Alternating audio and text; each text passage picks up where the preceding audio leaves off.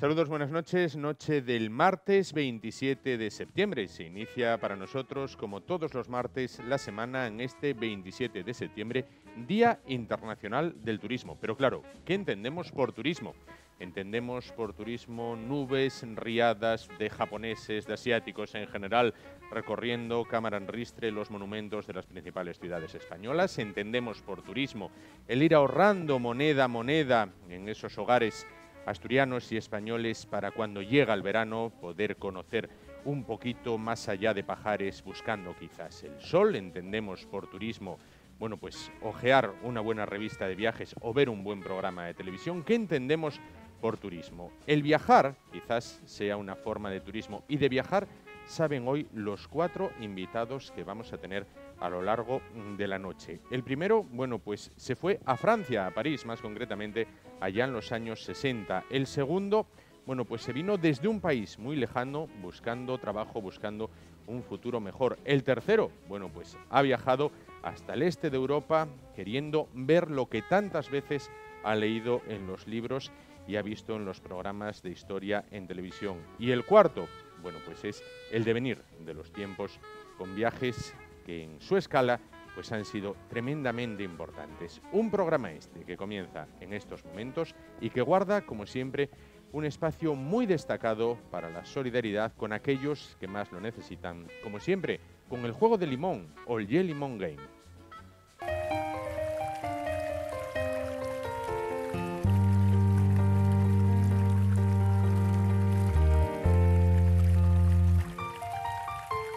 En el corazón de Asturias, Las Caldas Villatermal.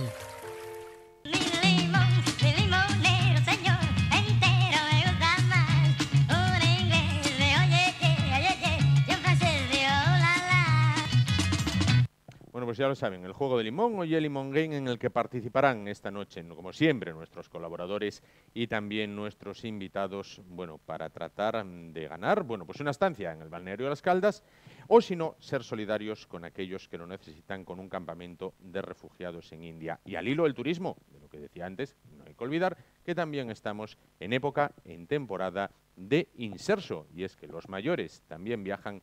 Qué bien que lo merecen. Programa el de hoy, que comenzamos ya con la cabecera.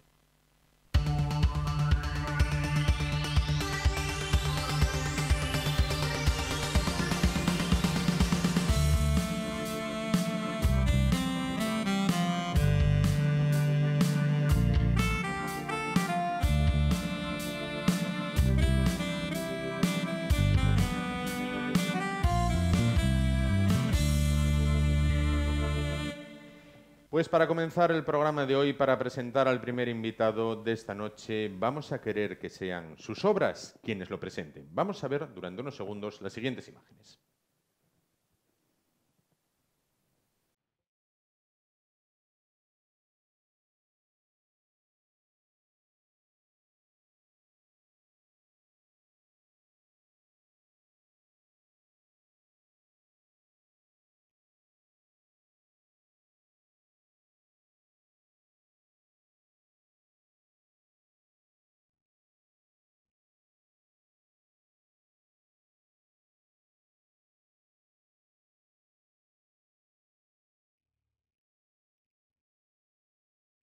Bien, pues estamos esta noche con Jaime Herrero. Jaime, ¿qué tal? Buenas noches.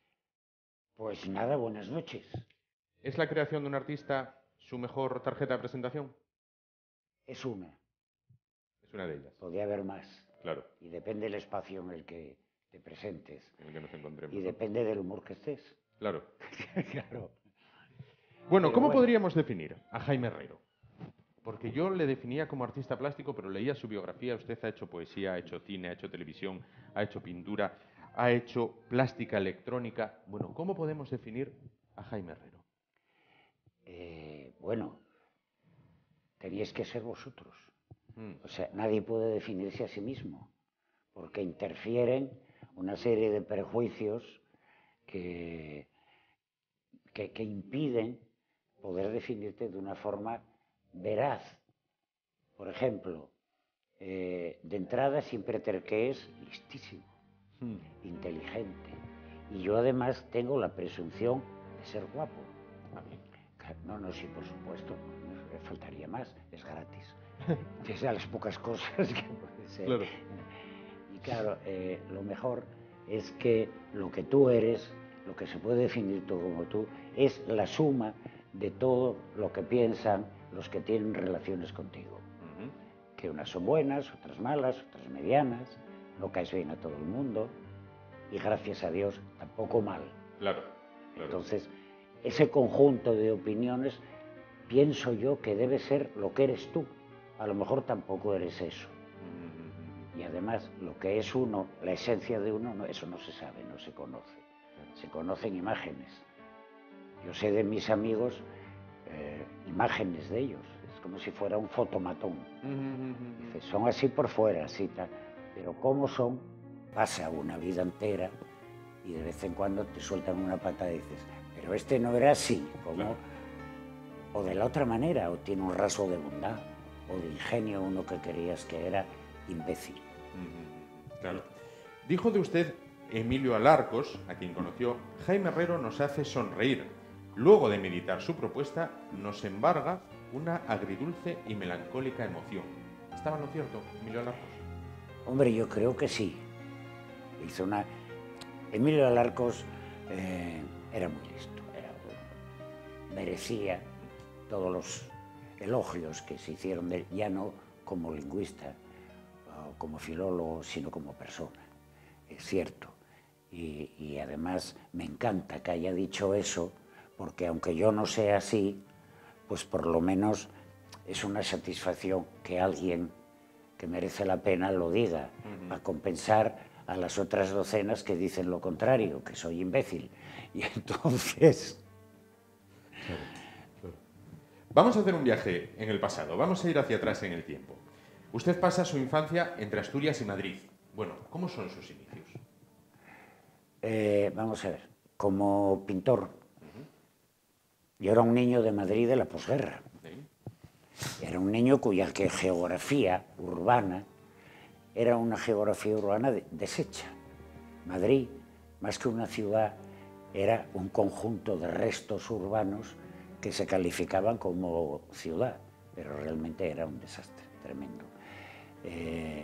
La sociología de Madrid era horrible. Madrid estaba arrasada por unas epidemias de tifus que provocaba el hambre, la suciedad, la falta de asepsia, etcétera, etcétera, etcétera. Pero para un niño eso no es una desgracia. Un niño vive en la calle y vive las aventuras que tiene con otros niños. Y en ese sentido, pues mi vida era una vida de aventuras en las trincheras y en los desmontes y en las casamatas del Madrid sitiado, ya no, pero que quedaban todavía por allí, y por eso es un Madrid de aventuras. El hambre que se pasaba en casa, por ejemplo, mi madre tuvo que poner una pensión muy rara, muy extraña, porque de clientes estaban, de huéspedes, sí. Perdón, Emilito Mola, el hijo del general Mola, un juez que estaba desposeído de su cargo y de todo, que era marqués de no sé qué demonios, porque yo ya no puedo recordarlo, sí. Por haber sido republicano, que andaba por casa con una bata de seda, con las iniciales de oro y una boquilla de marfil, fumando los pitillos que le conseguía mi padre, porque no tenía ni para eso. Y, en fin, un grupo de gente que era más bien como para una novela de Venceslao Fernández Flórez, sí. Más que para una pensión normal de Madrid. Claro. Porque el último pensionista, que fue un oficial que llegó a la puerta, al que llamábamos todos el Teniente Milagro, que dijo, bueno, ustedes tienen aquí una habitación. Mi padre por detrás decía, no quiero un militar aquí. Y dijo, mi madre lo quieres porque hay que tener lo que nos venga. Claro. Y entonces, este buen hombre le dio a mi madre una cartilla. Dijo, mire señora, yo no le pago. Y dijo mi madre, me cojo, pero bueno, ¿esto qué es? Y es que aquí la gente quiere comer y tal. Dijo, no, mire. Le entregó y dije, esta es una cartilla militar. Yo pertenezco a la casa militar de Franco. Dijo mi madre, ostras, joder, era un chico joven. Y dice, y esta es una cartilla del Pardo. O sea, usted este sábado va al Pardo y que le entreguen... Bueno, las cosas que le daban en el Pardo llenó media camioneta. Tuvieron que traer los soldados con una camioneta para mi casa. Entre otras cosas, una caja de tabaco así, que mi padre llevó para su tertulia, sus tertulias, que nadie tenía un pitillo, para repartir. Esto era ese mundo semimágico del Madrid de la posguerra de un niño, El de los adultos me fui enterando poco a poco después y era francamente de terror. Pero bueno, también estuve en Oviedo y para mí el mundo de Oviedo y de mis tíos tenía un chalet en la calle Cervantes, que ahora es un hotel. Ahora es un hotel, esa era su casa, que está rodeada de praos. La calle Cervantes eran todo praos, entero. Y ese chalet, la Academia Janguren, nada. Y Anís de la Praviana, más abajo, nada. Y ese ya fue una vida muy hermosa, muy de calle también, muy de prado, muy de niño. Y los recuerdos míos de la infancia son muy buenos. Problema, casi nunca hablo de mi infancia, perdón, porque tengo mucha sed ahora. Bien. Porque la memoria está muy bien para tener añoranzas, pero no para recordar. Yo, por ejemplo, ahora estoy escribiendo mis memorias y me las veo y me las deseo para limpiar la memoria de ganga, de material inútil, porque las mismas personas en la memoria es como Frankenstein. Mezcla trozos de personas. La memoria no te devuelve persona, te devuelve personajes. Es decir, la mitad de uno, la cara de otro, una frase de otro, un recuerdo más bien abstracto de otro. Retazos, retales. Claro. Y toda esa recomposición de personas pues vale para añorar, pero no vale para reconstruir. Y lo mismo de hechos. La mitad de los hechos que recuerdas a lo mejor son de otro. Bueno, que yo tengo mucho cuidado. Vamos a avanzar un poquito. Sí, bien. Comienza usted filosofía y derecho, pero se siente atraído por el arte. ¿Por qué esta dicotomía? Vamos a ver, yo atraído por el arte estaba desde niño, pequeño. Mi padre en Madrid, que era vasco, y además era una familia de judíos vascos, muy antigua, en Vitoria, eran vitorianos. Tenía un amigo, Apellániz, que era de una saga de pintores vascos, los Apellániz, que eran todos pintores, dos hermanos, un primo, Este señor, que era muy mayor, pues mi padre y la tertulia lo tenían un poquitín protegido. Es decir, yo recuerdo que mi padre le organizó en Madrid una exposición. A Pellániz lo llamaban el pintor de las flores, porque pintaba muchas flores. Y me daba clases de pintura. A un niño pequeño tenía poco que enseñar, pero bueno, allí me tenía a mí pintando en cartones. Luego salíamos a los descampados de Madrid a coger flores silvestres, porque no tenía para comprar flores en floristerías. Claro. Y que era lo que pintaba. Y las que no, pues las inventaba. Y este Apellániz se murió, vivía con su mujer en la calle Ferraz, en un desván, sin calefacción, y se murieron de hambre y de frío. Que es una memoria que no puedo olvidar. Me pone siempre muy mal aquella historia. Pero bueno, luego mi padre me llevaba a las tertulias de pintores de Madrid, que eran los pintores de la entreguerra, que habían superado la guerra. Y aquello era pues como un derrumbadero de personajes que habían superado, y allí estaban en aquella tertulia, estaban Tono, Miura, Venceslao Fernández Flórez, Javier Poncela,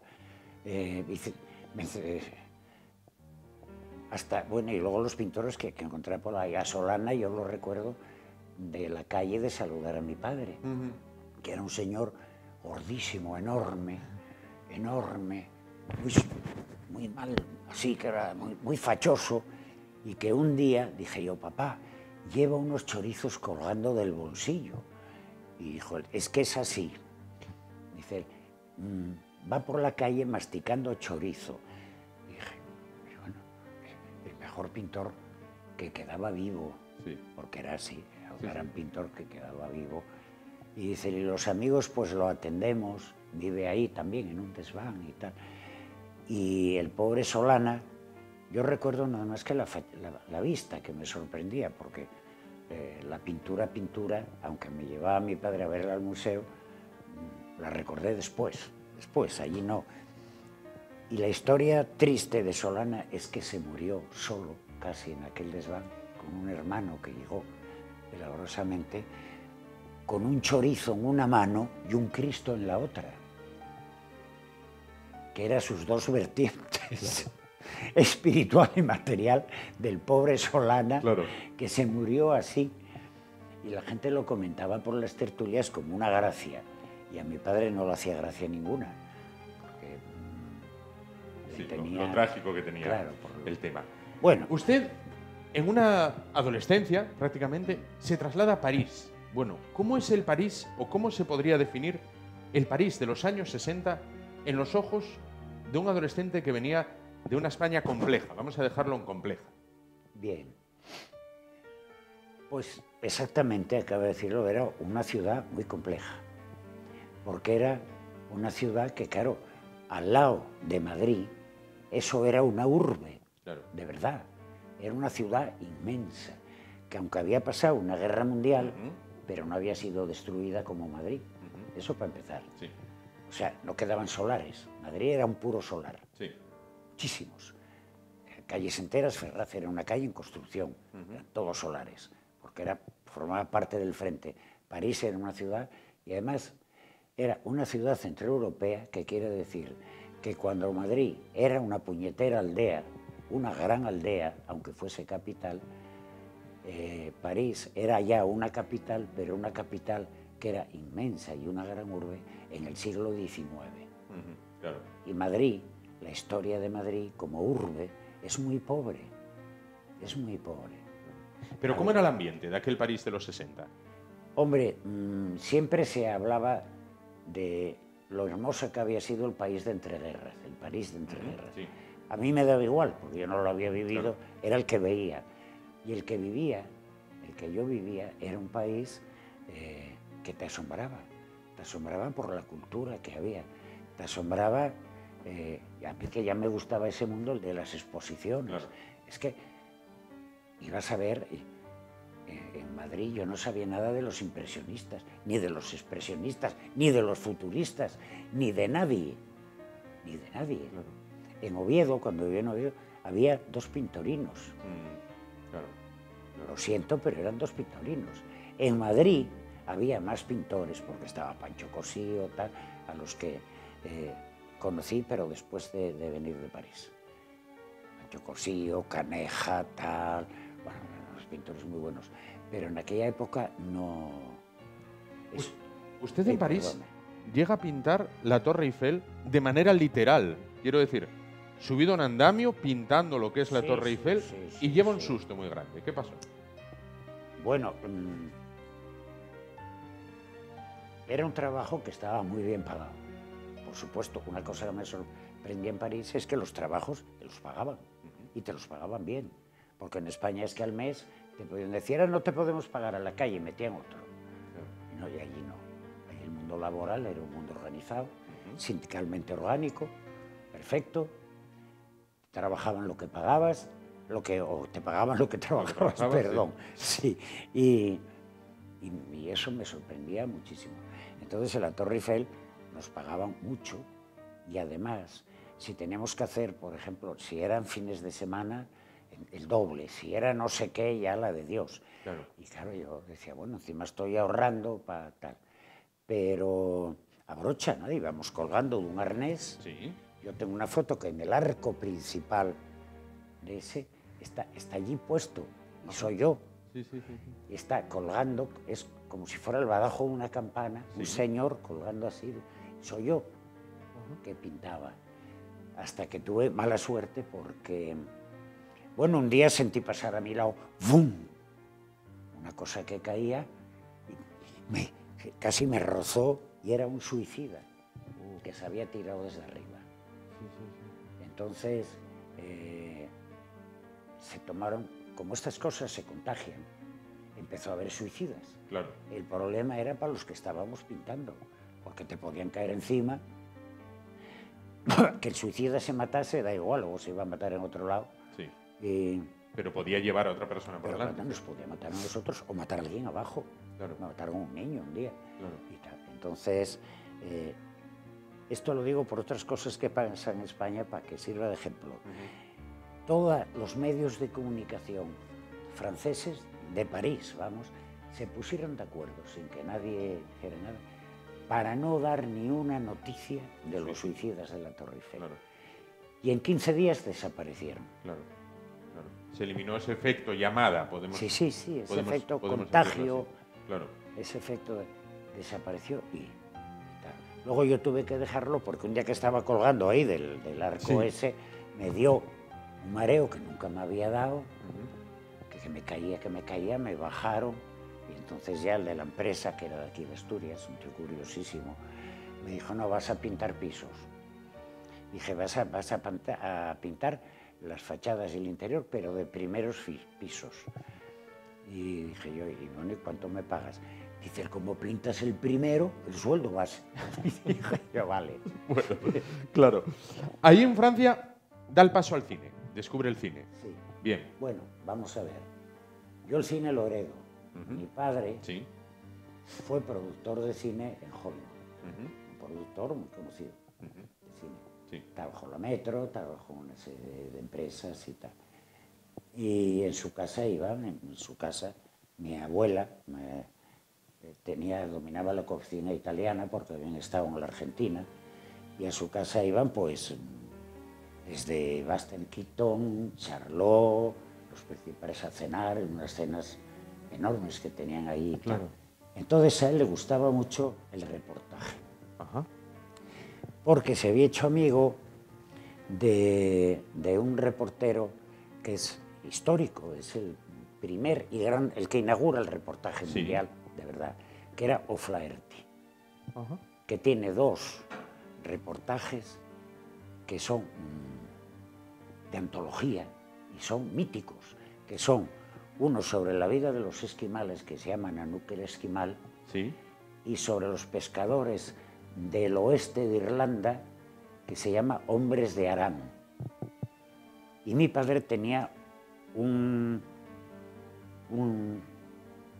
disco, vamos, una cinta de Hombres de Aran en Madrid, en casa. Y siempre con hielo y con cosas porque combustionaba la película, no se podía tener, explotaba, hacía ¡bum! Y era un peligro. Pero claro, yo aquel mundo, entonces vino a Europa y estuvo haciendo reportajes en París de escritores y pintores españoles que iban a París. Luego vino a España y aquí montó con un amigo una empresa de distribución de cine que cogía toda España. Y él llevaba el norte, vamos, el norte de Madrid al norte, desde Oviedo, de la calle Gil de Haz, tenía que una casa que hacía esquina, en la primera calle a la derecha de Gil de Haz, que le llamaban la Casa de las Abejas, porque tenía 3 abejas en relieve, y yo la conocí. La conocí de niño tiempo, hasta que la tiraron, claro. Y entonces se quedó aquí de reportero, con tan mala suerte que la guerra lo coge en Gijón. Entonces él se sube en un barco que salía de Gijón con personajes políticos de la izquierda asturiana y que iban huyendo por toda la costa en la campaña del norte. Y cuando el barco salía del puerto, llega una unidad militar nacional y los coge. Detiene el barco y los detienen a todos. Aparte de los que marchaban, los fusilaron ya sobre cubierta y los tiraron al mar. Sin más. Preguntas. Y a mi padre dijo, bueno, yo, un momento, yo no tengo nada que ver con esto, yo soy norteamericano. Y además tuvo la suerte de que el socio de él, que era muy de derechas, que lo llevaba desde Málaga, le había dicho que tenían que distribuir cine alemán. Y mi padre dijo, eso es un cine nazi, no sé qué. Dijo, pero ese es un cine que vende la de Dios. Claro. Y lo nuestro es un negocio, domingo. O chomin, como lo llamaban en vasco. Y dije, es un negocio. Mira, yo llevo lo de los alemanes y tú, bueno, pues cuando te llame para firmas bien, si no quieres lo dejas. Y eso le salvó la vida. Porque la embajada alemana mandaron unos y dijeron, este señor trabajaba para nosotros. Claro, los alemanes aquí después de la guerra eran los que mandaban. Era el non plus ultra, prácticamente. Non plus ultra, claro. Y bueno, por eso te digo que el cine para mí tenía ya unas raíces muy de niño, muy viejas. Yo en Madrid, cuando vi la película Paradiso, me eché a llorar. Me puse muy malo porque era la vida de mi infancia. Yo entraba en todos los cines, gratis, bueno, gratis, sin preguntar ni nada, y marchaba, subía y veía todas las películas desde la cámara de proyección. Claro. Ya con los estudios de cine realizados, vuelve a España. Vuelvo a España. ¿Qué España se encuentra? Pues una España quizá un poco mejor que la que había dejado. 8 años estuvo en Francia, me comentó. Pero que esto se desarrollaba muy lentamente. Muy lentamente, muy lentamente. Todavía era una España, ya no era tétrica, pero todavía era muy compleja. Fue muy triste, muy pobre. Luego, yo claro, cuando traía los documentos de haber estudiado cine y haber trabajado en empresas y había hecho sobre todo cine de animación, era la especialidad que había buscado en una gran empresa de animación. Aquí estaban los estudios Moro, magníficos, por cierto, no debían nada al cine europeo de animación, ni al americano, pero bueno, y encontré un trabajo en una película como ayudante de dirección meritorio. En el año 93, Eva 93, anda por ahí, de vez en cuando la reponen en la tele, muy mala, y como todo. Y cuando fui a cobrar, no me la pagaron. Decía, pero bueno, oiga, yo estuve aquí y dice, no te la pagamos porque es la primera que haces. Dije, pero ¿cuántas tengo que hacer? ¿Qué es esto? Y me dijeron, creo, vete al sindicato del espectáculo. Fui al sindicato del espectáculo y allí, a ver si te lo cuentan ellos. Y fui y había un señor sentado en una mesa con una camisa azul, un retrato de José Antonio Primo de Rivera, que yo sepa nunca hizo cine. Y bueno, y entonces dice, bueno, ¿qué le pasa a usted? Una pinta de chulo. Y yo me iba a sentar y me hizo así con la mano. Y que me quedé de pie y dije, ostras, ¿qué es esto? Y dice, ¿qué le pasa? Y se lo expliqué. Dice, tiene usted que hacer gratis 3 películas. 3. Para que le demos el título de ayudante de dirección. Y entonces empezará a cobrar. Pero dentro de un mes o 2 se va a subir a 5. Dije, bueno, ¿yo de qué vivo? Y me mira y dice, ¿y a mí qué me importa? ¿Y era un representante sindical? Sí, era mi representante sindical. Dije yo, ya sé que a usted no le importa, pero comprenderá que a mí me produzca casi terror esto, porque ¿qué hago yo? Y entonces saqué los documentos de la Escuela de Cinematografía de París, del ramo de tal, y se los enseñé, y él los miró así, como con asco, como diciendo, a ver si trae esto el tifus. Sí. Y me los miró así, y me los tiró, y dijo, aquí esto es una mierda, no exactamente, una grosería peor.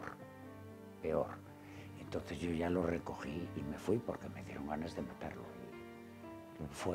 Pero verás, uno de los representantes de tal estaba en la productora de cine cuando yo llegué y lo estaba contando y estaba así, muy serio, que era un tío que no sé qué puesto tenía en la película, que también andaba todo de camisa azul y la leche. Y cuando lo estaba contando, dijo él, naturalmente, ¿qué te crees? Estamos en España.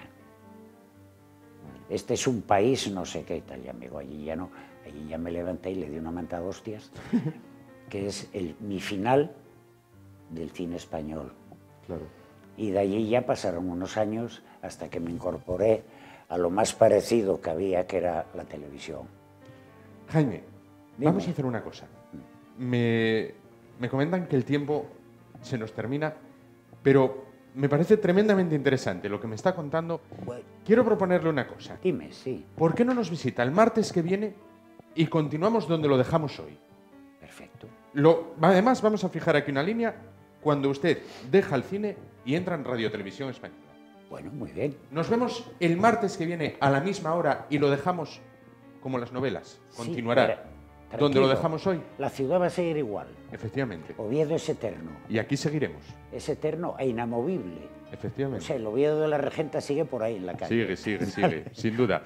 Pues Jaime, muchísimas gracias por desgranarnos lo que ha sido esta primera parte, bueno, desde sus inicios hasta que vuelve de Francia, llega a España, bueno, y tiene ese primer contacto con el cine español, un contacto, vamos a dejarlo en traumático, para no... Muy molesto. Muy molesto, cuando menos. Muy molesto. Le emplazo para el martes que viene y continuamos desde donde lo dejamos hoy. Bueno, ¿Le pues- parece? Porque me está pareciendo tremendamente interesante. Nos llamamos por semana. Efectivamente, nos llamamos por semana y el martes que viene nos volvemos a ver a esta misma hora, si le parece. Si no es abusar de su tiempo.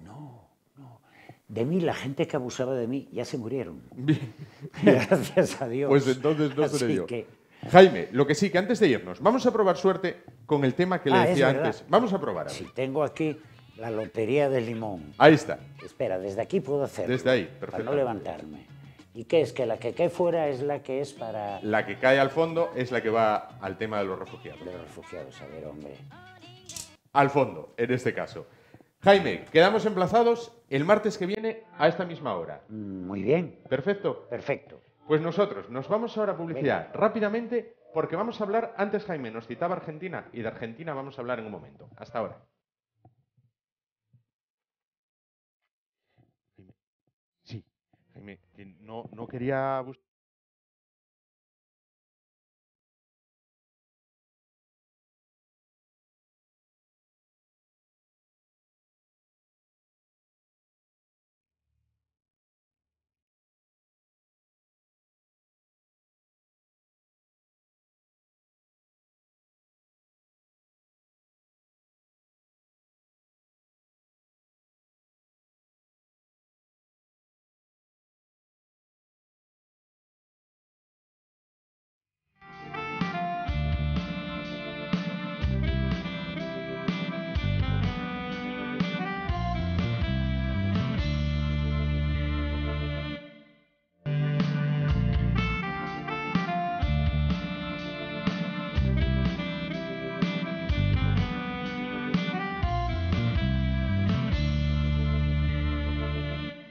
Decíamos al inicio del programa que hoy íbamos a hablar con gente que ha viajado y mucho. Bueno, como ustedes recordarán, en la primera temporada de este programa, bueno, pues tratábamos de entrevistar al menos una vez a la semana a personas que vinieron desde muy lejos y que hoy, bueno, pues son un asturiano más. Bueno, pues en esta segunda temporada del programa Y, del programa Y, bueno, pues vamos a continuar con esa buena y sana costumbre, descubriendo, bueno, pues asturianos que nacieron muy lejos, pero muy lejos, en algunos casos, pero que a día de hoy, bueno, pues son unos asturianos más, unos obetenses o gijoneses más, o avilesinos, o de cualquier lugar de nuestro Principado, pero que sí que sienten sus raíces del lugar del que vinieron. Esta noche vamos a hablar con Roberto Panetta. Es un argentino afincado en Oviedo, afincado en Asturias, desde hace ya muchos años. Roberto, ¿qué tal? ¿Qué tal? Buenas noches, buenas noches. Bueno, de Argentina a Oviedo, de Banfield, Buenos Aires, Exacto. a Oviedo, Asturias. ¿Por qué? Bueno, uno buscaba un pelín más de tranquilidad a nivel vida, no para nosotros, sino por el tema de los chicos. Y bueno, siempre mi señora tuvo raíces asturianas y bueno, un día decidimos. El porqué de Oviedo nunca lo supimos. Yo creo que fue por buscar en internet el pasaje y decir, bueno, Oviedo, y quedamos en Oviedo. Pero en ningún momento arrepentido. Una ciudad bellísima, tranquila, ideal para vivir 10 años más de lo normal. ¿En qué año llegan a Asturias? Llegamos en marzo del 2007. Ya con 48 años no era fácil tomar la decisión, pero bueno, Llegaron, no obstante, no muy buen momento. En No, 2008 se declara la crisis en España. Exactamente. Se Yo acaba, creo que se trajimos, acaba en 2007 lo malo, lo bueno, perdón. trajimos la crisis de Argentina un pelín para acá. Podrían haberla dejado allí un poquito también, ¿no?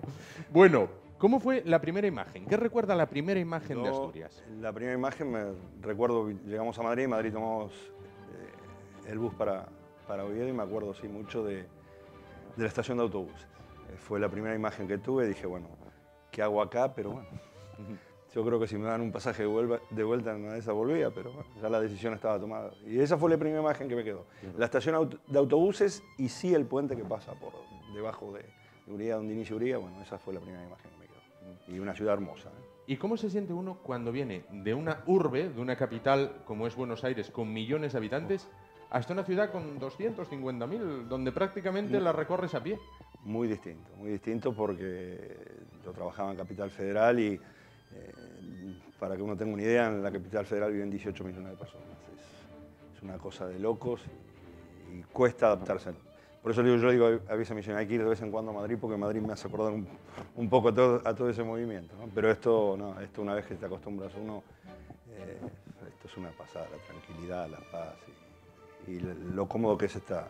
Si no fuese por las cuestas, es una ciudad bárbara para caminar. Claro. Bueno, su mujer sí tiene raíces asturianas. Mi mujer es hija de asturiano, mi suegro era de la zona de Coaña. Y bueno, eso ya tenían nacionalidad española mi mujer, mis hijos, desde que nacieron. Así que claro. Mi señora siempre quiso venir a Asturias, nunca tuvimos la posibilidad y bueno, fue un poco la parte de cumplir un sueño de ella también estar acá, ¿no? Claro. ¿Usted tiene raíces italianas? Yo soy italiano, sí, hijos de italianos. Sí. ¿De qué parte? Mi padre era del sur de Italia, de Calabria, y mi madre, que todavía vive, es de la zona de Turín. Del norte, pero se conocieron en Argentina. Claro. Del norte y del sur. Claro.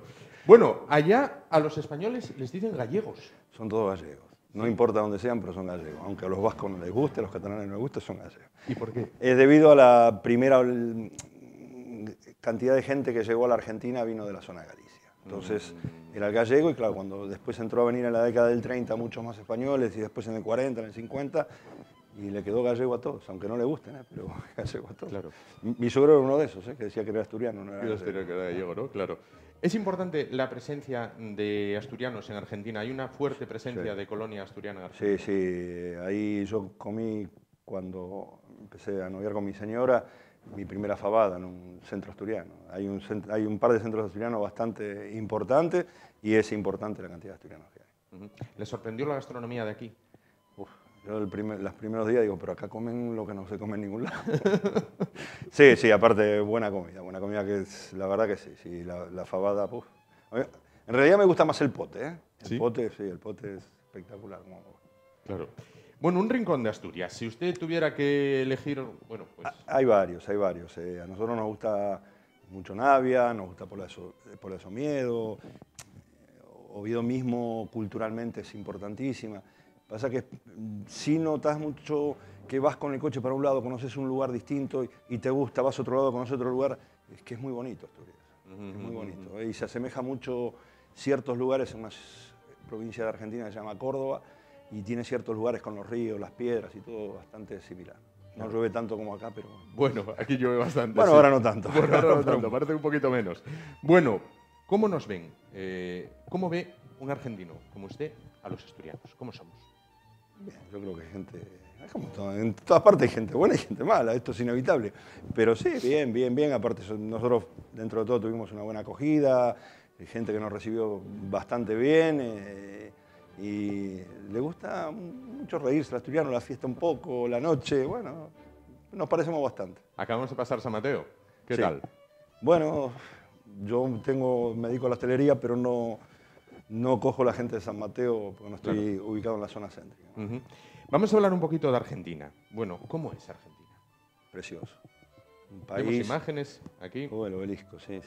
Precioso, un lugar donde prácticamente tiene los 4 climas durante todo el año.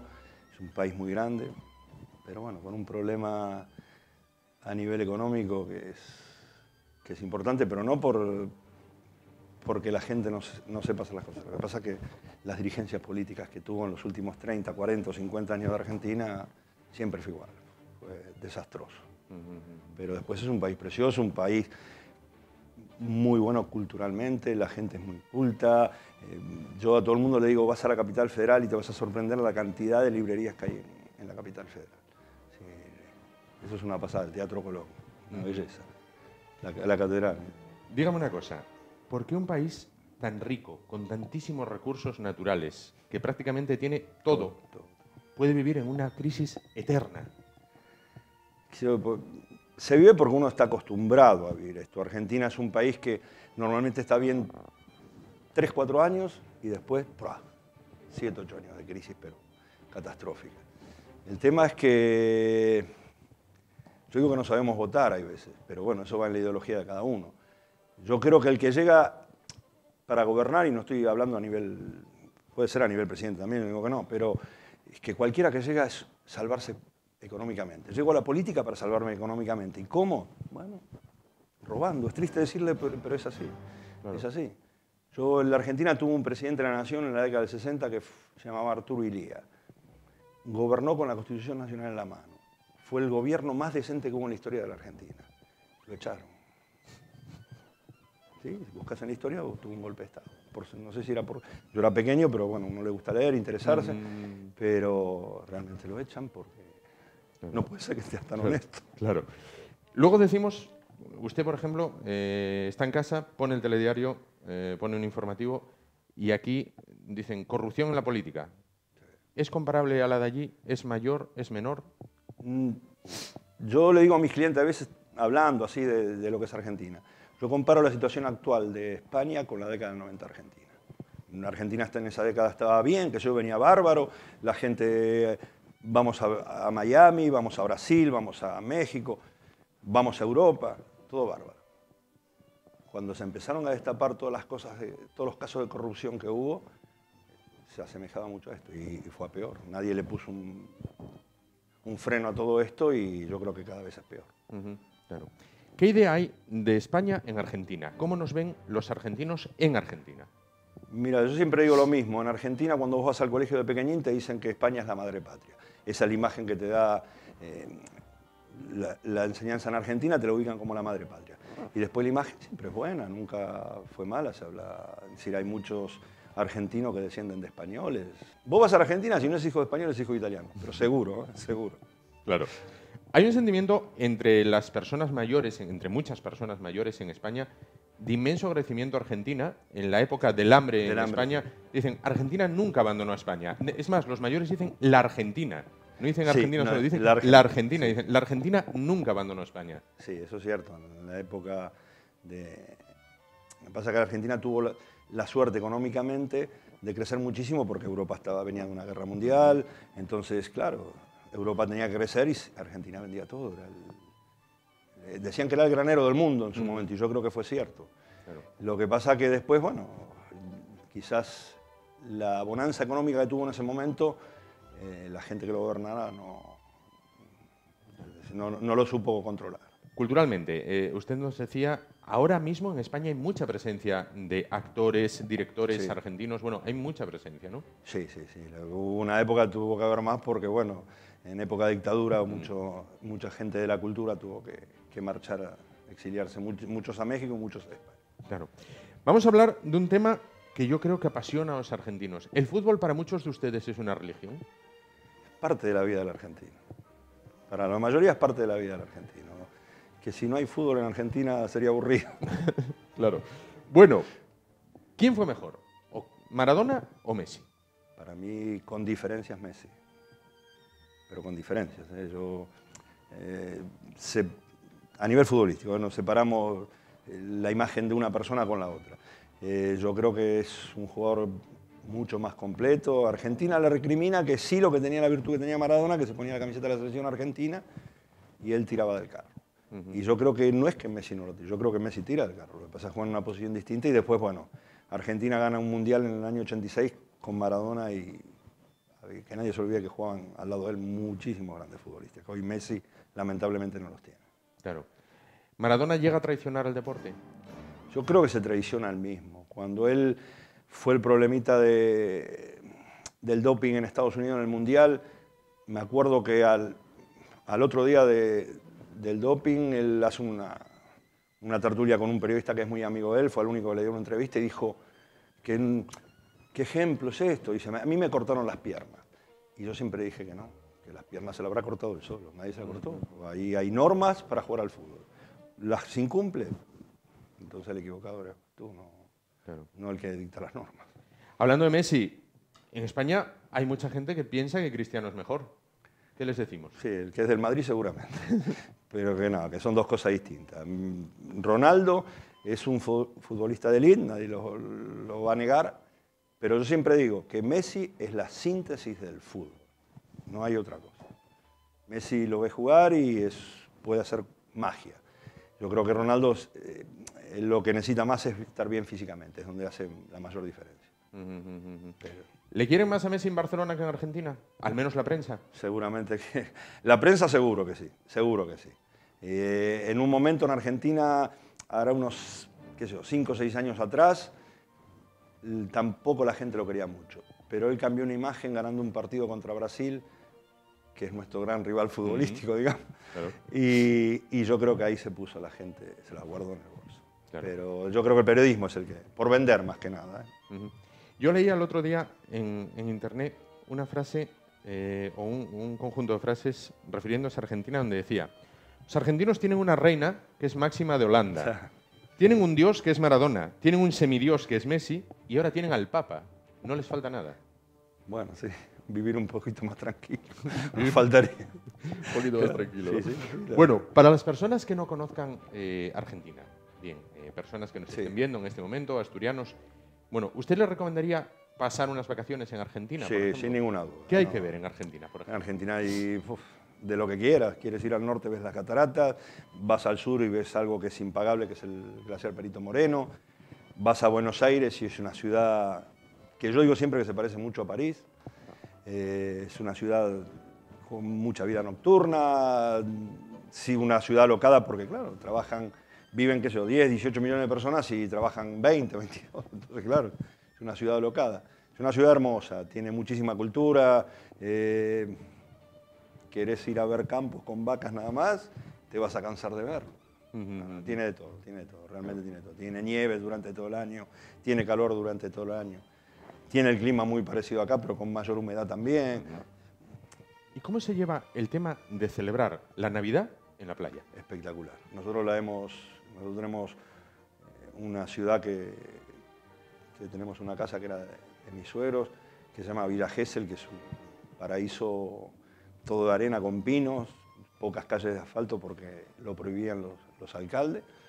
Y maravilloso, tomando champán, cerveza, lo que quieras, con 40 grados de calor, es espectacular, y en el agua. Claro. Así que no se puede pedir más. Claro, porque para ustedes nuestras vacaciones, digamos, de agosto, para ustedes es diciembre. Claro, nosotros el periodo escolar de los chicos acaba la primera semana de diciembre y comienza la primera semana de marzo. Esas son las vacaciones nuestras. Claro. Y dígame, ¿usted quiere quedarse en España para siempre o su sueño sería...? Bueno, uno siempre tiene las ganas de volver y sobre todo nosotros, a nivel que nosotros dejamos una hija allí. Entonces, uno siempre que pueda trata de volver. A vivir, no sé porque yo personalmente sí en una de esas, pero yo sé que mi familia está muy cómoda acá, muy arraigada acá, y bueno, entonces uno se queda donde se queda la familia, que uno tomó la decisión para venir, por algo sería, no era para venir. Tiene que irnos muy, muy mal la cosa para decir, volvemos para allá. Gastronomía, ¿qué nos recomendaría de Argentina? La carne. La carne. No tiene... Lo que llaman el asado, el famoso asado. Ya, eso sí. Yo me acuerdo que yo cuando vine acá empecé a trabajar en una cafetería en la zona céntrica frente a la universidad. Y me acuerdo que una vez, yo no me acuerdo cómo se llamaba el rector de la universidad, venía a tomar el café todos los días y me dijo, me invitó a la Universidad de Buenos Aires para ir allá, ¿qué me recomendás? Andá y pedí chinchulines, le dije yo. ¿Chinchulines? ¿Y eso qué? Digo, vos no preguntes, vos vas y lo pedís. Si te gusta, te lo comes. Si no te gusta, lo devolvés y bueno, después le preguntás lo que era. Bueno, y cuando vino dijo, que no preguntó lo que era, lo preguntó después de 2 días, pero que le encantó. ¿Y qué es la chinchulina? La chinchulina es una tripa que tiene la vaca y bueno, allá se come muchísimo lo que es... Allá se le llama achuras a todo eso, al riñón, al chinchulín, todas esas cosas y se come todo. Ajá, claro. Y está muy bueno, ¿eh? Que lo prueben, que no... Claro. ¿El choripán es un bollo preñado? El choripán es un bocata de chorizo criollo con buen chimichurri argentino. Si quieren venir a probarlo, yo lo hago todos los días, así que no hay problema. ¿Pero es similar a nuestro bollo preñado? No, porque el bollo preñado está cerrado y esto es abierto, es un bocata abierto con el chorizo. Ese es el famoso choripán que lo comes en las canchas de fútbol. En vez de comer otras cosas, se come el choripán en la cancha de fútbol. Claro, claro. Perfecto. Hecho en el momento, ¿eh? Claro. Pues Roberto Panetta, ciudadano argentino, bueno, de Banfield, de Buenos Aires, bueno, afincado en Oviedo. Solo nos queda que invite a las personas que nos están viendo a que conozcan y disfruten Argentina. Sí, sin ninguna duda, es que es una maravilla, es un país buenísimo, la gente es muy amable, es muy dada, no, el argentino tiene esas cosas de latino que cae bien. Cae bien, dice que tenemos un acento muy... Tiene un acento maravilloso. Muy especial, así que no, sí tiene que un acento, invitamos que vale la pena ir a la Argentina. Sin duda maravilloso. Bueno, usted es un hombre de fútbol, nos comentaba antes, con lo cual voy a pedirle, no se lo expliqué antes, pero bueno, se lo explico ahora rápidamente. Voy a solicitar su colaboración para esto. Vamos a ver la pericia que tiene como buen aficionado, en este caso al fútbol argentino, bueno, ¿Bilardo o Menotti? Menotti. Menotti, en este caso. Fútbol arte, entonces. El fútbol del Barcelona. Antes que resultado, en este caso. Exacto. ¿Y equipo de fútbol en Argentina? De Banfield. De Banfield. Mi barrio. Bueno, pues vamos a ver la pericia de usted en este juego. Este juego es muy sencillo. Usted va a coger una moneda de 10 céntimos, 20 céntimos y va a tratar de colocarla encima de ese limón que flota en el agua. Si consigue que se quede ahí la moneda parada, quieta, gana una estancia en no la sé si traje monedas. Si no, yo te. Si la moneda se va al fondo, Sí. entonces se destina en Navidad a un campamento de refugiados en India. Vamos a probar con ello. Vamos a ver, yo le voy a dar esta. Vamos a probar. La pericia de un aficionado de Banfield. Faltó nada. Faltó poquito en este caso. Nunca. Pues Roberto Panetta, ciudadano argentino de Banfield, Buenos Aires, como decía recién, hay que decir, ¿no? Claro. Como decía recién. Bien. Pues afincado en Oviedo, muchísimas gracias por estar con nosotros esta noche, por acercarnos lo que es Argentina, el momento en el que está y por acercarnos cuál fue su vivencia o cuál es su vivencia con nosotros como un asturiano más. Muchísimas gracias. Agradecido a ustedes por invitarme, gracias. Y nosotros nos vamos ahora a publicidad. Tan solo un momento, porque a la vuelta volvemos para viajar a Centro Europa, en este caso. Vamos a viajar por la historia. En un momento volvemos.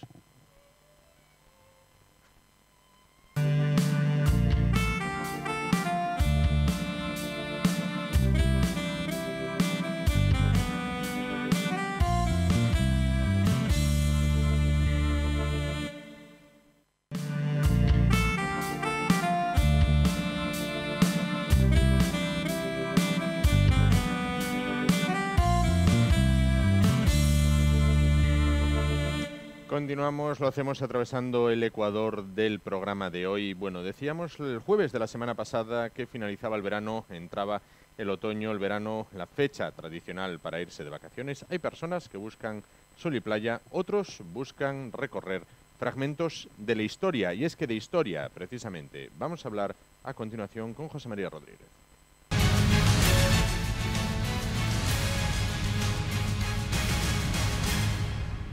¿Qué tal? Buenas noches. Hola, buenas noches. Bueno, pues decía yo, hay personas que en sus vacaciones buscan el sol y la playa, otros la montaña, otros buscan recorrer pasajes de la historia o lugares donde se ha desarrollado la historia. Ese ha sido tu caso en este verano, sí. que te has ido a Varsovia.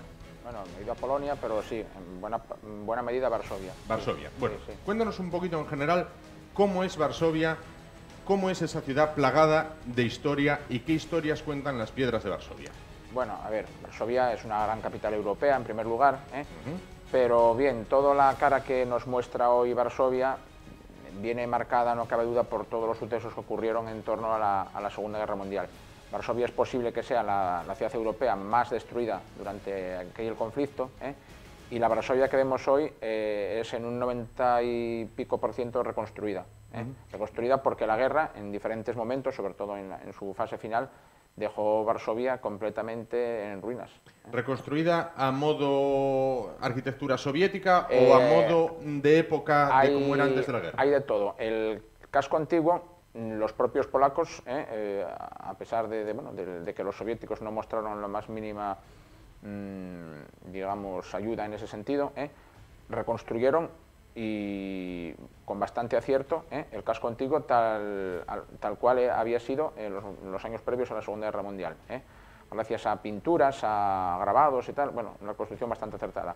Pero el resto de la ciudad, que era una ciudad con una arquitectura muy interesante de los siglos XIX, primeras décadas del XX, esa no pudo ser reconstruida del mismo modo apenas, y entonces los soviéticos obligaron a que fuera reconstruida según los cánones del estilo realista soviético aquel de los años 50-60. Que es feo a prisa. Sí, podemos decir que sí.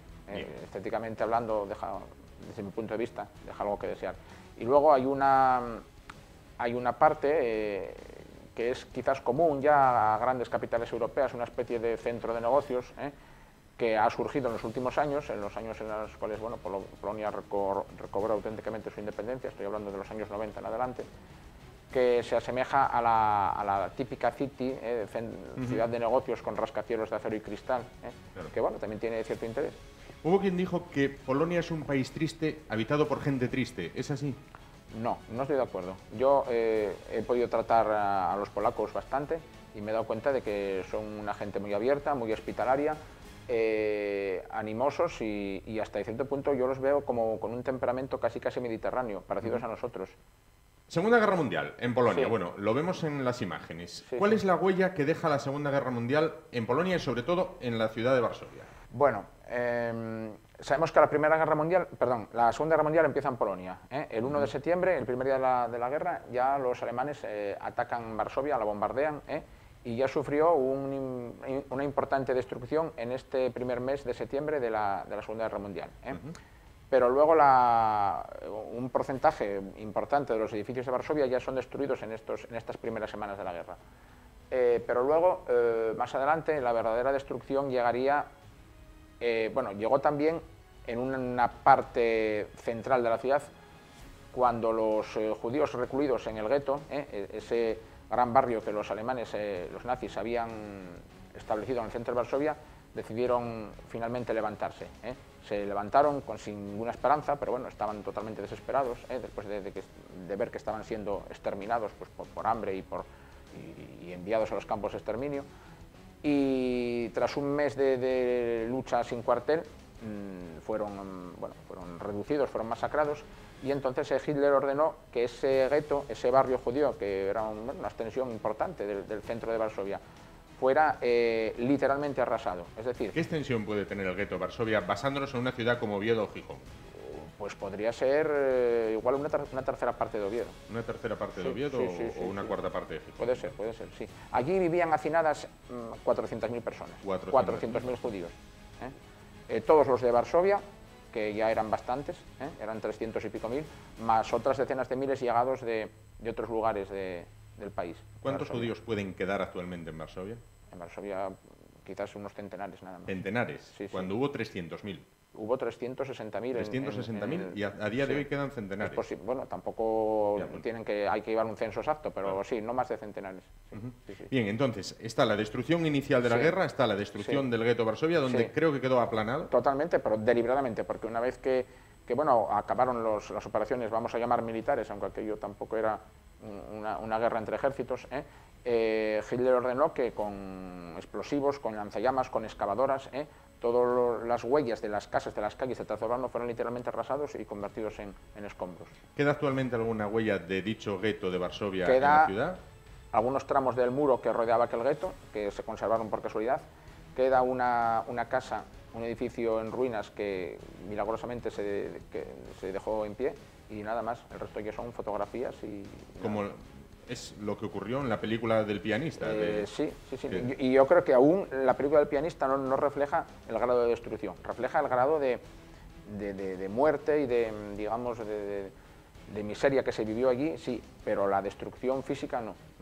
¿Cuál es la tercera fase de destrucción que experimenta Varsovia? Y en la ese tercera, conflicto? la gran destrucción, llegó... me faltaba decir que el levantamiento del gueto judío ocurrió en 1943, pero luego ya el gran levantamiento de toda la nación polaca, de toda la resistencia polaca, tuvo lugar el 1 de agosto, bueno, tuvo lugar durante 2 meses, entre el 1 de agosto y el 3 de octubre de 1944. Entonces, dentro de Polonia, como en otros lugares de Europa, pero sobre todo en Polonia, se había desarrollado un activo movimiento de resistencia, un llamado Ejército Patriótico de Liberación de Polonia, el Armia Krajowa.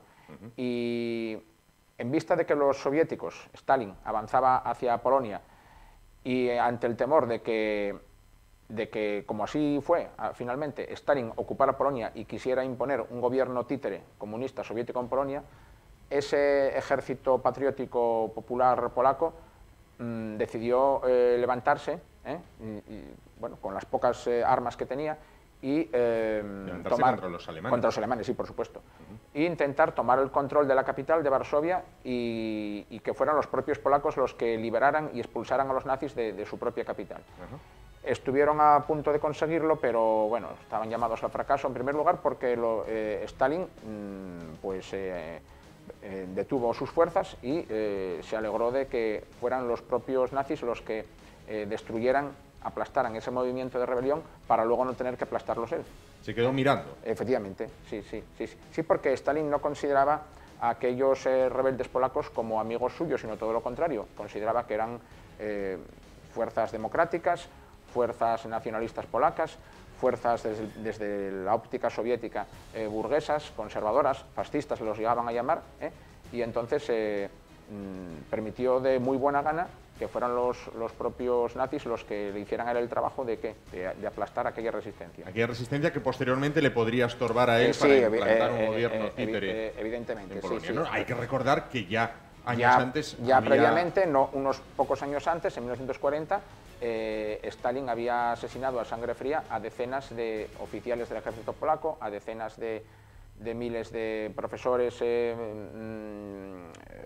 alcaldes, políticos, la inteligencia polaca, llamada así, la gente que podría, digamos, ser la élite de una futura Polonia libre e independiente. Actualmente... Y también no olvidar que fue la invasión de Polonia en el primer mes de la Guerra Mundial fue un pacto entre Hitler y Stalin. Ellos dos, los dos grandes tiranos, deciden repartirse Polonia e invadir cada uno una mitad. Claro. Entonces la gente se olvida de que la mitad de Polonia fue invadida por los nazis, pero la otra mitad fue invadida por los soviéticos. Claro. Ese ejército popular, digamos, se levanta con escasez de medios y llegan a participar hombres, mujeres, niños... Todo el mundo participa allí. La categoría de combatiente, digamos, la tenían unas 50.000 personas. Hombres, mujeres, niños, y subrayo el tema de los niños, porque más de la mitad, o en torno a la mitad de los combatientes puede que fueran, desde el punto de vista actual, menores de edad. Hoy se nos recuerda con una estatua como la que tienes ahí, que reproduce... del niño insurrecto, que esto es uno de los iconos de Varsovia hoy en día, una estatua que está en un lugar privilegiado del casco histórico, que representa a uno de esos miles de niños polacos combatientes, que murió, sí, claro, como tantos otros, y aparece vestido, como salen en muchas fotos, con armas y equipos capturados al ejército alemán, claro. Con un arma alemana, con una blusa alemana, con un casco alemán, y para diferenciarse, claro, evidentemente, pues tenían que llevar algún distintivo polaco, la bandera polaca en el casco, la bandera polaca en bandas como esta, brazaletes en los brazos, que era la forma que los combatientes de este ejército patriótico polaco intentaban diferenciarse e intentaban acreditar su condición de soldados, para llegado el momento... No ser tratados como espías. Para llegado el momento pudieran serles aplicadas las leyes de la guerra, la Convención de Ginebra. Los alemanes exterminan esa resistencia, la pasan a sangre y fuego, los rusos se quedan mirando desde la orilla del río cómo ocurre todo esto. En la Polonia actual, ¿hay un sentimiento más antigermánico o más antisoviético? Yo he podido ver que hay un sentimiento antirruso. Hay también un rencor histórico hacia los alemanes, así es, pero pesa más en ellos el sentimiento antirruso, anticomunista, no diferencian mucho, porque siguen percibiendo hoy en día a los rusos como una amenaza real e inminente. Entonces se palpa en la calle, no hace falta tampoco investigar mucho, es algo que está a flor de piel. Y luego, bueno, sí, hablas con ellos un poco, ya sin falta de sondearlos demasiado, ya ellos mismos espontáneamente hacen referencias, digamos, bueno, poco amables, vamos, es lo más suave que podemos decir, claro, hacia los rusos. A pesar de ser una ciudad reconstruida a modo decorado de cine, podríamos decir, es decir, se ha reconstruido fielmente, pero reconstruido... Algunas partes solo. Pasear por Varsovia es pasear por la historia. Es pasear por la historia, porque los polacos siempre lo fueron, pero creo que ahora más que nunca, un pueblo extraordinariamente orgulloso de su pasado, de sus héroes, de sus gestas, de sus hazañas, de sus derrotas también. Y entonces, caminar por Varsovia es caminar por rincones, lugares, esquinas, donde están señalizados monumentos a los resistentes, referencias a masacres que ocurrieron allí, porque recordemos que en ese levantamiento de Varsovia, en 2 meses, murieron 250.000 personas, entre combatientes y no combatientes, que en el fondo al final no se hacía distinción, murieron 250.000 habitantes de Varsovia, y la mayor parte de ellos murieron en ejecuciones en masa, claro, por parte de las tropas SS, por parte de los ucranianos y de los rusos colaboracionistas con el ejército alemán. Bueno, fue uno de los episodios más horrorosos de la Segunda Guerra Mundial.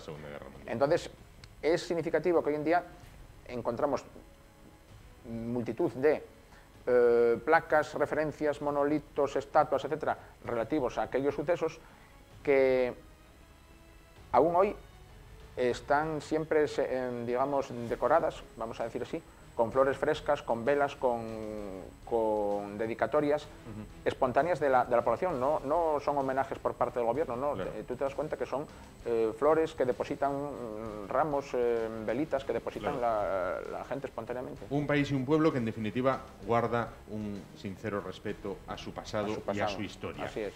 Bien, viaje para repetir, experiencia para repetir. Sí, por supuesto.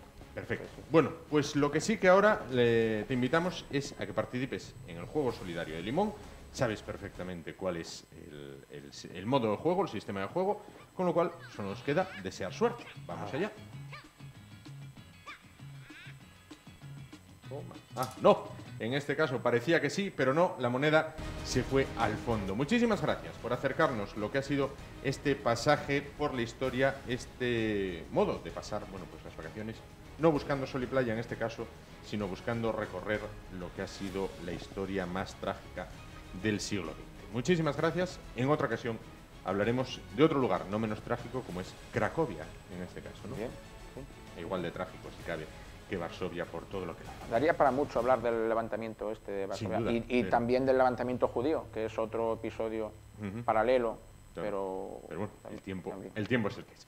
Sí, muchísimas gracias y nosotros nos vamos ahora rápidamente a publicidad. Dejamos la historia en los libros y la historia en el recuerdo. Nos vamos a publicidad y en un momento volvemos para continuar con la última parte del programa de hoy. Hasta ahora.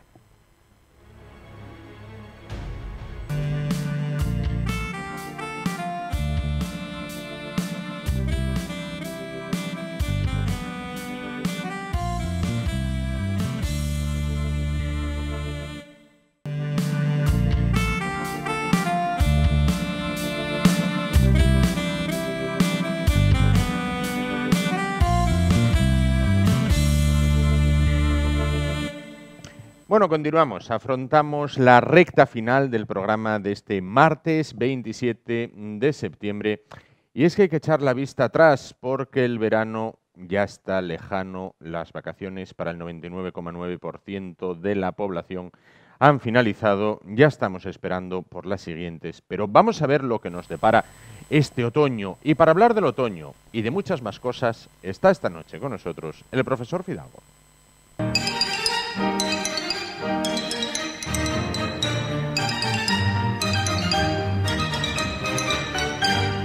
Buenas noches, profesor Fidalgo. Buenas noches. Bueno, el verano... Se nos acaba el verano. Sí. Bueno, ya, de hecho ya se acabó. De hecho ya acabó. De hecho ya acabó. ya es un dulce recuerdo, ¿no? Ya es un dulce primeros recuerdo. Pasos del otoño, ¿eh? Efectivamente, efectivamente. Sin embargo, hay mucha gente que piensa, bueno, oye, el verano tradicionalmente parece que acaba con las fiestas de San Mateo. No, todavía quedan fiestas por ahí. Quedan fiestas muchas. Sí, e importantes. Hombre, hoy 27, ¿no? No soy 27, 27. sí. Los mártires, Sí. los santos Cosme y Damián, patronos de farmacéuticos, ¿verdad? Y de médicos también, pero sobre todo Muy celebrados en Asturias. muy ¿no? celebrados, santos Cosme y Damián, en la cuenca de Mieres, por ahí del Caudal, aquella canción de Víctor Manuel, ¿verdad? Por Sí. San Cosme y San Damián, cuidado moza temprana, no pases al maizal, no lo riegues con tus lágrimas. También lo decía allá por la zona de Tapia de Casariego, si les fuelles del maíz falasen, cuantes no casarían que se casen.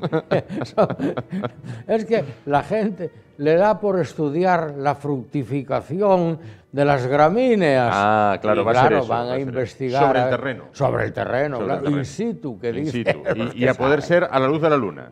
Esto, claro, sí, porque, oye, hay estudios de la agricultura japonesa que la luz de la luna favorece enormemente el crecimiento de muchas plantas y que fructifican mejor y Claro, todo. claro. Las lechugas, por ejemplo, dicen los japoneses que a la luz de luna, sembradas y cultivadas a la luz de la luna, tienen Siempre, hojas más siempre sustanciosas. yo creo O que- sea, que al maizal. Siempre Bueno, yo creo que los adolescentes y los jóvenes fueron mucho de la agricultura japonesa. pues, ¿cómo llaman ahora a los vegetarianos? A los veganos, a los veganos. Oye, ¿tú sabes la de millones de plantas que se consumen al día en el mundo por culpa de los vegetarianos? Hay que ir al chuletón. Hay que ir al chuletón. Sin duda, sin duda. Pues en este otoño, Santos Cosme y Damián, ahora y dentro de un par de días San Miguel, San Miguel Arcángel. San Miguel, bueno, son los primeros pasos del otoño, o si quieres los últimos del verano, porque es tradición a estos días de los mártires y de San Miguel hablar del veranín de San Miguel o del veranillo del membrillo. Veranillo del membrillo. Claro, que están en este momento en plena sazón de madurez para hacer los dulces clásicos de membrillo. Antiguamente, yo no sé ahora, se cultivaba mucho membrillo en Asturias, yo creo que cada vez menos, y se traen de otros sitios donde se cultivan variedades más grandes, más olorosas. Y una de las finalidades del membrillo, del fruto del membrillo, el codoña, que llaman los catalanes, Sí, pues el dulce de membrillo, el codoñate, pues era no solo para hacer dulce el membrillo, sino para guardarlo en los armarios y aromatizar la ropa que se guardara en esos armarios. Podía ser ropa de cama, pudiera ser toallas o también ropa de vestir, trajes. Sí, sí, sí, Da claro. un olor una fragancia muy agradable. Sí, sí, sí, sí. Se guardaba mucho el membrillo, se ponía también en fruteros, en un salón, para, igual que los odorizantes esos que se enchufan, Sí, pues sí. se ponía un frutero con membrillos para aromatizar el salón, sí. Perfecto. Bueno, Perfecto. Ahora yo creo que sale mucho más barato comprar el dulce elaborado Sí. que dedicarse a hacerlo en casa, ¿verdad? Sin embargo, había un verdadero arte de hacer estas conservas, ¿no? Sí, porque al membrillo le pasa igual que a las morras que comentábamos la semana pasada. Sí. Tienen esos granillos, esa Sí. especie de arenilla, Sí. que cuando los comes pues ruca un poquitín, y eliminar eso pues hay que tener un cierto arte, una cierta habilidad, ¿no? Ahora, el dulce de membrillo fue típico en Asturias, el comer dulce de membrillo acompañándolo con queso picañón, tipo queso Cabrales, Sí, Gamoneu, sí. La Peral, Sí. vamos, todos los quesos estos de moho azul, ¿no? Claro, claro. El postre que vemos a veces de queso con dulce, ¿no? Queso con dulce, sí, estaba muy rico. Pero bueno, San Miguel, los figos Los miguelinos. figos miguelinos. ¿Qué Dice podemos un decir de los refrán figos que miguelinos? por San Miguel todos los figos son miel. San Miguel, príncipe de las milicias celestiales, ¿no? Tu princes milicia celestis. Decía que satanan aliosco espíritus malignos que perdicionen animar un pervagando inmundo in infernum detrude. ¡Hala! Al infierno todos los espíritus malignos. Ahí está San Miguel mandando a los malos Claro. al fuego eterno. Claro. Pues, pobre San Miguel. San Miguel con sus figos miguelinos, que son auténtico dulzor. Yo tengo miedo a una cosa. La semana pasada cayeron unos chaparrones por aquí, por Asturias, demasiado intensos. Sí. Claro, como vino un verano tan soleado y tan caluroso, los higos crecieron poco, pero estaban muy saturados de azúcar. Claro, con estas lluvias temo que hinchen demasiado al disolverse el azúcar en el agua, se hagan demasiado grandes y revienten. Claro. Y si revientan es una pena, hombre. Claro. Porque es que el dulzor que tienen, si se mantiene, van a ser miel pura. Los figos miguelinos de Asturias este año, si se logran, van a ser la delicia del siglo. Claro. Creo yo. Claro. Bueno, esperemos a ver, esperemos a ver. Que sí, hombre. Si se comen en demasía, ¿se va mucho al baño? ¿O no? ¿Te hacen daño, dices? No, ¿se va mucho al baño o no? ¿Comiendo figos? Sí. No. Dicen, los que saben de esto, que lo que sí es importante es que después de una buena panzada de figos, que lo guapo y ir a comerlos del árbol. Sí, debajo la figa. Esto. No, nunca subirse a la figar. No. Porque en los caños de la higuera son muy ricos en agua y muy endebles. Rompen con mucha facilidad. Claro. Y puedes dar una costalada. Tremenda. Hay un refrán muy antiguo en Asturias, cuando quieren calificar a una persona un poco así, tal rara, es y más falso que madera de figar. Porque eso hay que tener cuidado. Pues nunca conviene subirse a una higuera. A todo más apoyar en ella una escalera y subir por la escalera a coger figos. Y comer figos del árbol, sobre todo cuando están frescos de la frescura de la mañana, es un placer. Y sí dicen los que saben de esto, los antiguos, que no conviene beber agua después de figos. Eso se dice, que ¿no? Eso sí puede dar, porque puede provocar una cierta indigestión y una cierta, digamos, flojedad de vientre, ¿no? Ahí va, ahí va. Pudiera ser por eso. Claro. O sea, no beber agua después de comer figos. Yo entiendo un poco lo que decía antes, si están muy ricos en azúcar, al beber agua hinchan.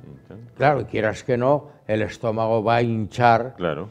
Y luego, pues eso, pasarán cosas. Claro, pasa lo que pasa. Pero entonces, coman ustedes higos y no beban agua, pero sí, coman todos los que puedan. Tengan cuidado, que como son tan dulces, son también tentación de abejas y avispas. Y corres el peligro de coger el figo de la figara a la boca o para la boca. Con pasajero incluido. Con pasajero incluido. Efectivamente. Y como te mete un picotazo en la lengua, te acuerdas de San Miguel y de toda la corte celestial. Vamos. Y de todos los figos del Hombre, mundo por también. Dios, hay que tener mucho cuidado. Pero salvo esa precaución, lo demás no hace falta ninguna. Por otra parte, los higos hay que tener cuidado, personas que sean diabéticas, porque al ser muy ricos en azúcar no conviene abusar de ellos. Al ser muy ricos en glucosa no conviene abusar. Oye, por comer media docena no tampoco pasa nada, ¿no? Claro. ¿Qué receta podemos decir así de figos, con figos? De figos podíamos tener desde hacer una mermelada, un dulce, etcétera, etcétera. Pero así como desde hace muchos años estuvo de moda y se ofrecía como carta importante el menú, un plato de lujo en los menús señoriales, el melón con jamón. Sí. Hagámoslo con higos de San Miguel. Higos con jamón. Higos con jamón. Anda. Tenemos dos formas de hacerlo. Bien. Uno, tomamos nota. Pelamos los higos, que les quitamos la piel con mucho cuidado. Dejamos el rabito para luego cogerlo, ¿no? Bien, quitamos la piel y envolvemos el higo en una lonchita de jamón. Una lonchita de jamón. Se coge por el rabito y bocadito. Y para adentro. Están riquísimos. Ahora, hay otra forma también. Vamos a picar lechuga, bien lavada, la troceamos la lechuga, sobre ella distribuimos higos cortados en cuartas partes, pelados también, queso fresco, por ejemplo, del nuestro de Fuego al Pitu, o un queso tierno, tampoco tiene por qué ser tan fresco de Fuego al Pitu, nos vale, por ejemplo, cualquier queso de estos llaniscos, etcétera, etcétera, pero que no sean quesos azules, de moho azul, ni muy hechos, ¿no? Echamos queso por la lechuga, distribuimos y los higos, y jamón, lechuga, higos, jamón, y luego aderezamos al gusto, o bien con un poco de zumo de limón y aceite, o con un poco de aceite, bueno, un poco de zumo de limón y un más de aceite, Sí. un poco de vinagre y un más de aceite, y también podemos complementar, que ahora estamos en tiempo, con unas nueces. Ah, claro. Y listo. Y listo. Y a disfrutar. ¡Oh, es riquísimo! Los higos con jamón en ensalada o los higos con jamón tal cual. En bocado. En bocadito de sí, como sirve. En de bocado entremés. individual, entonces. Sí. Perfecto, pues habrá que probar Eso entonces. es cierto. Recuerden que, como dijimos, por San Miguel los higos son miel. Y así nos hacen más llevadero el inicio del otoño, ¿no? Hombre, Sin duda.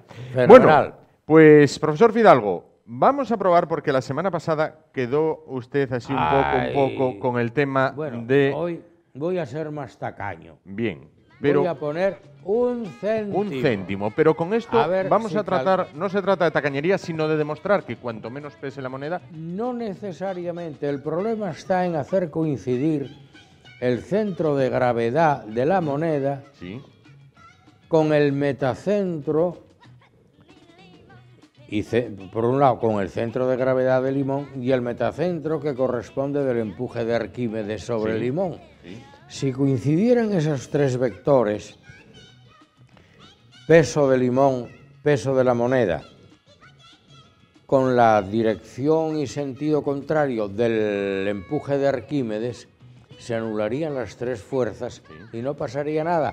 Lo malo si no coinciden, Claro, porque pero, si no coinciden se forma un par de fuerzas claro, y aquello gira. pero si la moneda es muy pequeña y tiene poco peso, esa fuerza Hombre, sería muy pequeña. Exactamente, y haríamos, prácticamente no existiría, y como vemos que el limón está flotando, es que su centro de gravedad y su vector peso coincide en dirección, pero en sentido contrario, con el vector empuje de Arquímedes. Bien. Vamos a ver. Vamos si a pasar de la suerte. teoría a la práctica. Vamos Señoras y señores, ¡cling! allá. Vamos allá.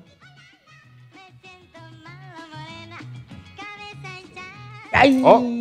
Aguantó un poco más. Pero hay aquí una pinta, Una pinta. que a ver si esa pinta el próximo día... Voy a intentarlo ahora, ¿qué demonios? Vamos Tengo a- aquí 10 céntimos. Bien. A ver la Esto es adictivo. pinta, a ver la pinta... Ay, Abajo, tampoco. abajo, La abajo en pinta este tenía caso. mala pinta. Abajo en este caso. La pinta tenía jugó una mala mala pinta. pasada. Ni la pinta, ni la niña, ni la Santa Nada, María en este caso. Nada, buenas noches, Bueno, señoras. profesor Fidalgo, muchísimas gracias. Gracias a por ustedes. estar esta noche A con nosotros. vosotros. Gracias a ustedes también por estar un día más con nosotros, por comenzar lo que es nuestra semana, que ya saben que comienza de martes, por comenzar nuestra semana con nosotros. Recuerden ese correo electrónico ye@esasturias.tv para dirigirse tanto a nosotros como a nuestros invitados y colaboradores. Volvemos mañana, será a partir de las 10 de la noche. Gracias por su atención. Buenas noches.